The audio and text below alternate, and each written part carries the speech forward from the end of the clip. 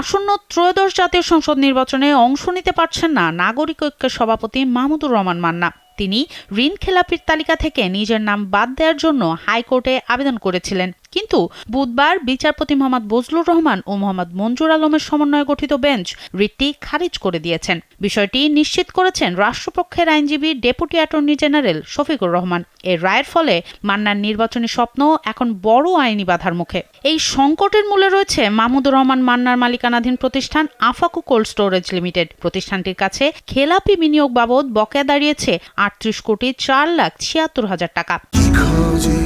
Sensation classic strawberry ও coffee ভ্যারিয়েন্টে দীর্ঘ সময়েও মুনাফা ও বকেয়া পরিশোধ না করায় গেল 10 ডিসেম্বর ইসলামী ব্যাংক বাংলাদেশ লিমিটেড কর্তৃপক্ষ তাকে চূড়ান্ত কলব্যাক নোটিশ পাঠায়। ওই নোটিশে 18 ডিসেম্বরের মধ্যে টাকা পরিশোধের নির্দেশনা থাকলেও তা না হওয়ায় আদালত এই সিদ্ধান্ত দিয়েছেন। রাষ্ট্রপক্ষের আইনজীবী জানিয়েছেন, খেলাপি তকমা না ঘোচায় মাহমুদুর রহমান মান্না নির্বাচনে অযোগ্য বলে বিবেচিত হবেন। তবে দমে যেতে রাজি হননি মান্নার আইনজীবীরা। তারা এই আদেশের বিরুদ্ধে আপিল করার প্রস্তুতি নিচ্ছেন।